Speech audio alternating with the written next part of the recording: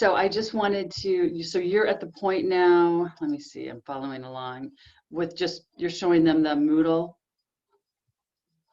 Is that right? Okay, I'm sorry, I wasn't on there. So, okay, I'm going to share my screen, everybody. Thank you for your patience. I super apologize for that. I don't know what the problem was with that. Hopefully it won't happen again, but Nina, if you could be on standby in case it does, that would be fabulous. Okay, so here we are in Moodle, and I know that you guys have seen Moodle a million times, but I just want you to see this view now. And so what you need to do, like Nina was saying, is you're going to self-enroll into a pre-internship seminar.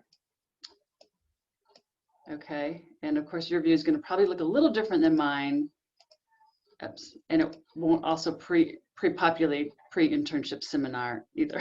So you're going to click on pre-internship seminar spring 2021.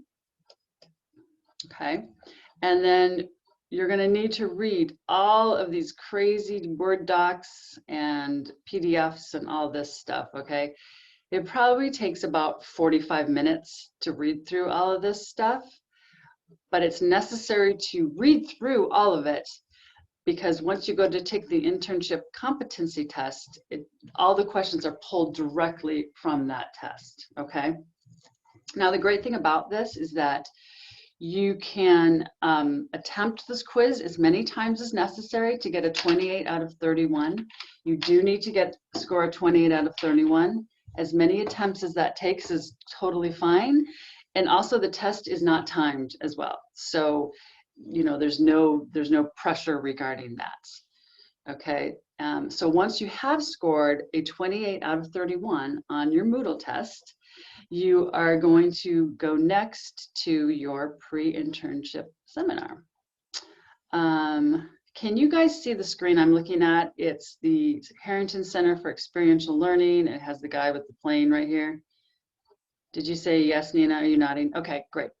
Okay, so because the next thing that you're going to want to do is submit an intent form. Now, before you submit your intent form, it's very important to communicate with your advisor your plans to do an internship. They need to know when you're going to do it and how many credits that you want to take for this internship.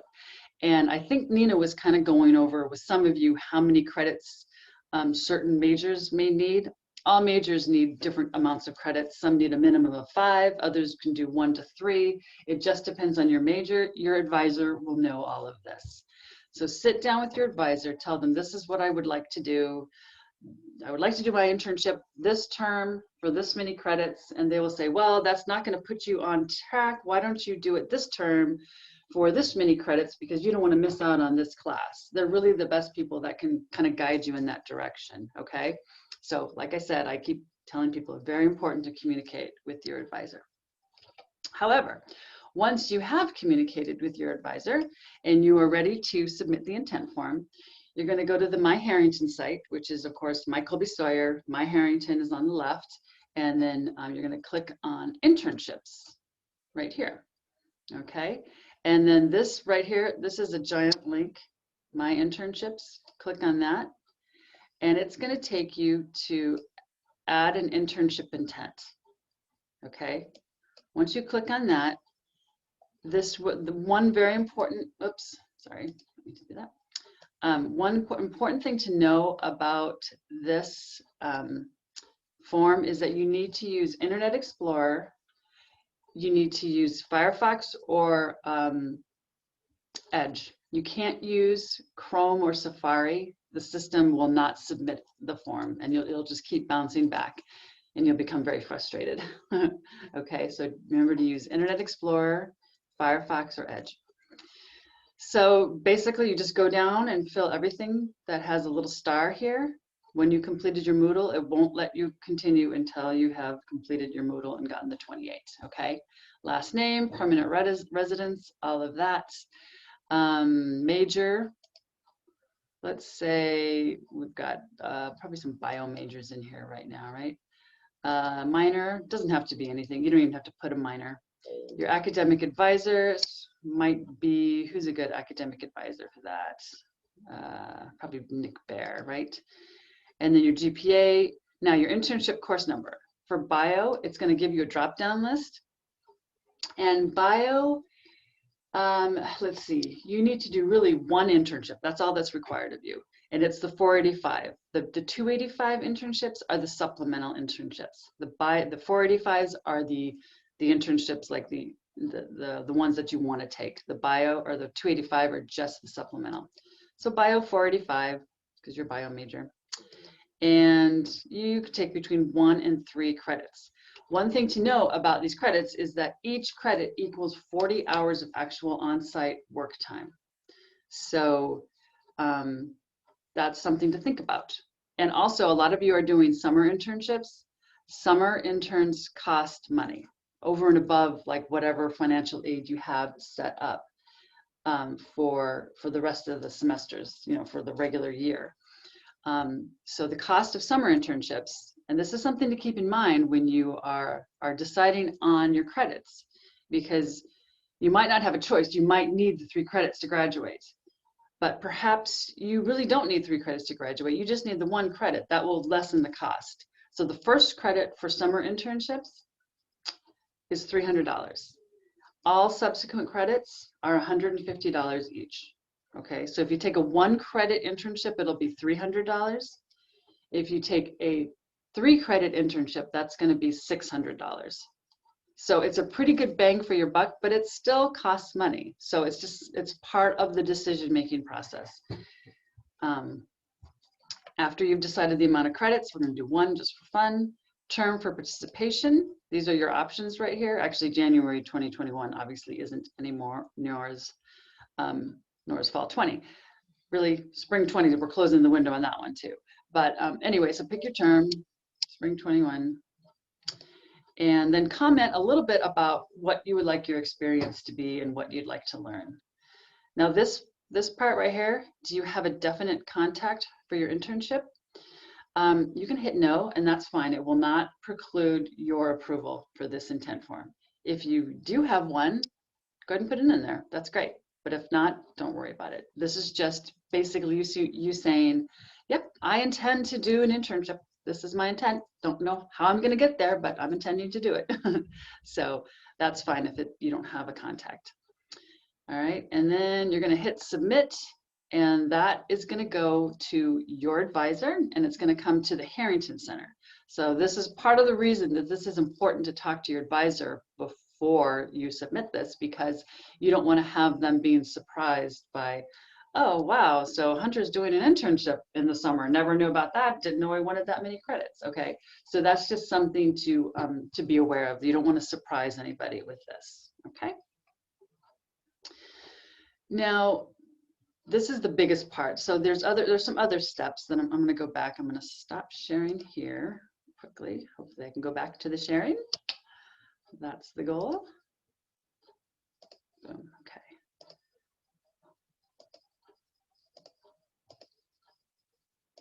Okay, so we've done the pre-internship seminar on Moodle. We submitted the intent form.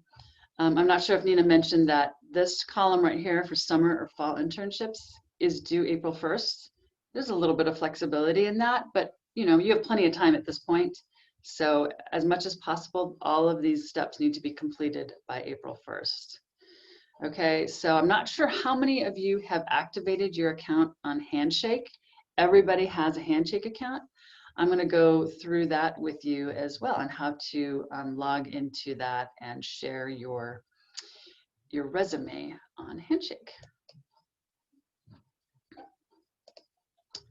Let's see.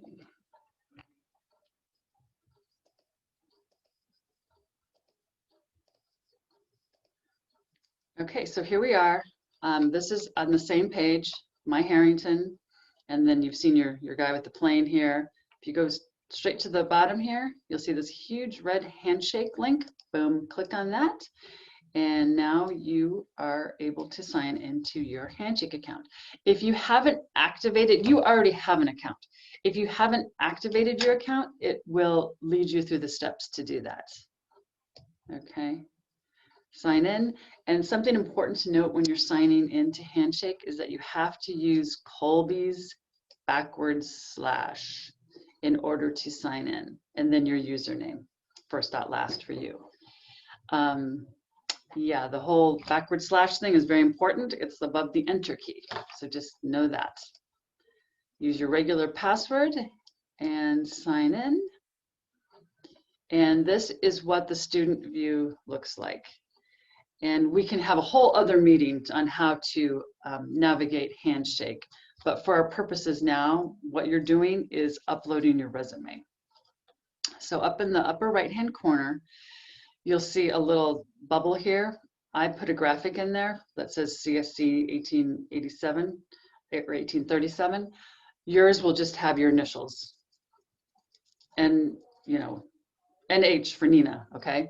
So just click on that. You're gonna go to Documents. You're gonna go to Add a New Document. The document name, whatever it is, you know, resume, document type. There's several different document types, but again, for our purposes here, it's a resume. And then select from the computer and upload it. Stuff you've done a million times, I'm sure. So now that whole piece is done. Now, people upload their resumes, you know, whatever one they have. We are here at the Harrington Center, and again, Nina, you may have said this, I may be repeating myself, but we can look at your resume and kind of tweak it out and see what things could be improved upon and different verbiage, and just kind of perfect it for to send it out, okay? So if you want that, contact us here at the Harrington Center, and we can definitely help you with that piece of this too. Okay, so let's see. Yeah, so if you need help, just always contact us. All right, so the next step is creating your LinkedIn account, which I'm going to show you mine. And not because mine is so great and perfect, but I will say that I have attended a lot of LinkedIn sessions, and I've applied what I've learned to my LinkedIn account. So I feel like it's a fairly decent gauge of how a LinkedIn account should look. Okay, so I'm going to share, and I'm going to have you take a look at mine, and I'm going to go through it a little bit just to kind of show you. So this is my LinkedIn. I have the library for my background picture because I love the library, and I used to work there too. Some of you may know. I know Julia and Nina do for sure. And it's just a pretty picture. And then your profile picture right here should be you right in the center with a non-distracting background and a nice professional, not something, not your hoodie, you know, something professional, something that looks nice. And then it's this section is called, what is it called? I forgot. Headline. This is your headline, sorry, right here. And this just says a little bit about what you do and your whole ideology. Mine is because I work in the Harrington Center, connecting students to resources and employers to empower their dreams and ignite their ideas. So lots of Colby Sawyer students say, Colby Sawyer students studying biology or whatever you're studying. That's fine too. Short and simple is always good. You also want to write your about section, and that can go a little more in depth than your headline. I've managed a lot of people in my time, my working time, so I bring a certain philosophy to doing that, and I've also, my whole working career has been managing people and helping people. So I believe communication is very important. So this is a little bit about my whole philosophy regarding work and communication and dealing with people. And again, yours doesn't have to be like this. Yours can be, I am interested in biology and I would like to study water resources or something like that, you know, and it can be shorter than that for sure. As you go down to your experience, you can do it one of two ways. I tend to stay at my jobs a long time. So I have my employer, the organization first, and then my role within that organization. You can flip this and have your role come before your organization. But since I tend to stay at where I work, I have different roles within an organization. So this format works better for me. Okay. And then here's some of my other jobs here, just sort of in a narrative format, write what you've done. You know how a resume is bullets? This is narrative. It's just a little different. You can do bullets still, but typically it's recommended that in LinkedIn you do narrative. And then your education, and I have some recommendations. I've given a couple of recommendations.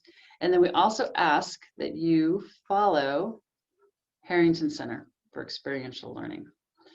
So the way to do that is up in the search bar.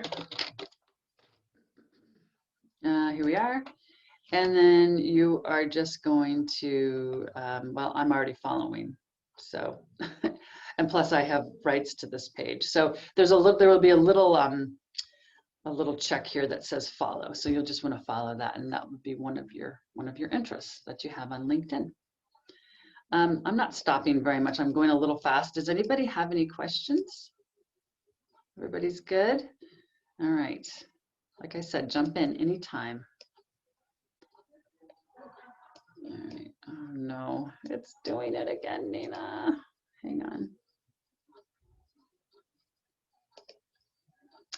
Let me try this. Okay, here we are. Okay, so those are the basic steps for the first part of your internship.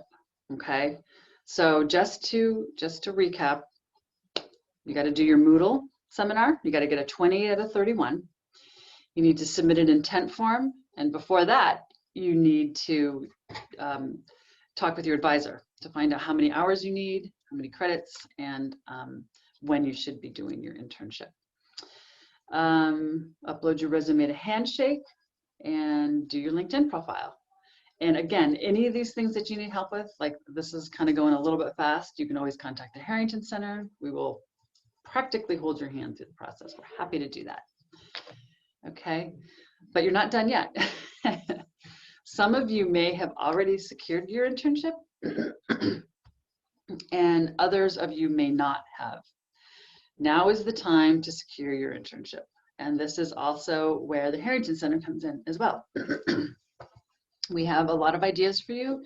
We are a great resource. We're here to help you find that internship for you. Some recommendations would be being very flexible in terms of remote and in-person, and also whether it's a paid internship or not. And I kind of hate to say that because I feel like everybody should be paid for their time. But since this is a requirement to graduate, I would recommend flexibility in that regard for sure. So you can also use your advisor and your faculty sponsor as resources to find internships. So just make sure that you're reaching out, you're networking. If your LinkedIn account is up to par, you could also use that as a resource as well. But we are always here to give you ideas. Okay, so just keep that in mind. And that's really the hardest part of this whole process, is finding the internship.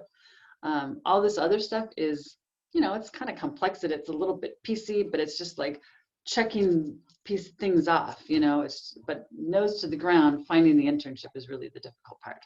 Okay, so, but even after you found the internship, you still have more to do. You're not done yet. You still have to complete your contract. And I'm going to share that with you in just a minute. But the contract is, in addition to the intent, the contract is what you fill out when you have found your site supervisor, you have agreed to the number of hours that you want to work at that site, and that you're going to be getting a real experience, a real mentoring experience from this site supervisor. So they need to be in agreement with that they're not just going to make you get coffee or something. It's going to be a real learning experience. That's a huge requirement. Okay, I'm going to take you now to the submission for the contract. Give me 1 second. And we're back. So again, we're going to go into internships. We're going to click on My Internships. And then right down below, here's the intent.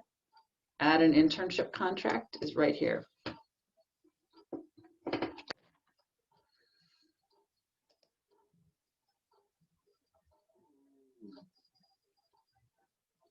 And while it loads, you're just going to fill out all of this stuff. Now your intent form, it's going to be in a drop down right here. So if you've done your intent, you need to find it and then click on it and it'll automatically populate that. Oh, before you do this, sorry, you also need to find your faculty sponsor, sorry, which is typically pretty easy. All you do is ask your advisor who your faculty sponsor should be and they will know. Or your advisor might be your faculty sponsor as well. Now your advisor and your sponsor are different. Your advisor is always your advisor. Your sponsor is the person who's teaching the internship class. So yes, you're getting credits for this, so it is a class. It's not just the site work. You do have additional responsibilities to the class for this internship. Now, different faculty members have different requirements for that. Some are probably harder than others, and that's totally up to them. We don't have any control over that, but I can tell you, I've never heard a student say, my faculty sponsor is giving me so much work, I can't even do the work at my site or keep up with the rest of my classes. I've never heard that. So it's not a system by which we're trying to challenge you and, you know, not help you succeed. It's just that this is a class. We need to hold you accountable in some way for what you're learning in this internship. Again, first name, last name, all of this stuff, major. Internship course number, again, that's going to be the bio 485, whatever you choose. Permanent address, all of that. Now, here's the important part. Now, here's your organization name. So let's say you're working at Lake Sunapee Protective Association. I keep going back to the bio major, I don't know why. Organization name or organization department, it could be like water services or whatever some of their lesser things are in there. The address, the URL for the organization, and it's super important, the site supervisor's name, title, email. Super important that we have that because they're going to be getting all of this information as well. Term of the internship, it's going to be whatever it is, summer 2021, minimum required hours and credits requested. These must match. So if you're taking 80 hours, that means you are taking 2 credits. That's how that works. If you're taking 120 hours, you are taking 3 credits. So these have to match. So each credit, as a refresher, is 40 on-site work hours that you must complete to get credit. You must have a begin date and an end date for your internship. The job title, which you can get from your site supervisor, and your job description, which you can also get from your site supervisor. Now, the student learning goals and objectives are something that you create with your sponsor, but your site supervisor must agree to them because they're going to be seeing this and they're going to want to make sure that they're, you know, following through with your learning goals and objectives. Excuse me. So we have these things called SMART goals, and I'm looking at it over here. I should have brought it over, but when you're thinking about your learning goals and objectives, you want to think about, okay, so it's SMART, which is, or S, which is specific. You want them to be very specific. Measurable, which they are, you know, it's going to be within this time frame. Attainable, you can't say you're going to launch the next rocket to Mars because that's probably not going to happen. So, you know, attainable. Yeah, maybe I can be a part of making a piece that might go on the rocket to Mars. It has to be relevant to your major, of course. You can't be a bio major and, you know, go paint in an art museum. And then it has to be time bound, which is you know, begin date, end date. We've already been through that. Okay. So this will be submitted, and then that's going to go to 3 people. It's going to go to your faculty sponsor. It's going to go to your site supervisor and the Harrington Center. So once the Harrington Center gets approval from your, hang on one second, guys.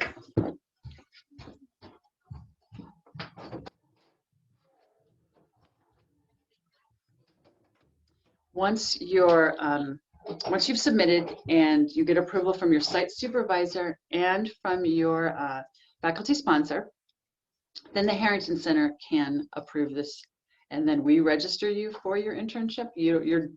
This piece is done after you've submitted the learning contract, unless the faculty sponsor has some other things they want you to address within the contract, or we see an error that you need to fix.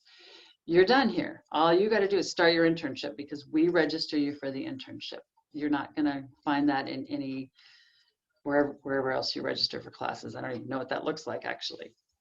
So that is, in a nutshell, the whole process. Now, if you're an international student, there is one additional step. You need to procure, you have to upload your CPT employer letter into your internship, and we can help you with that. I don't work with that often. It's also the registrars that works with that. But if you're an international student, come to us and we can help you make this happen. Okay, I'm gonna leave a little bit of time. Oh, you know what I wanted to also talk about was the grant application. So I'm gonna stop share on this. And any questions while we're hanging out here?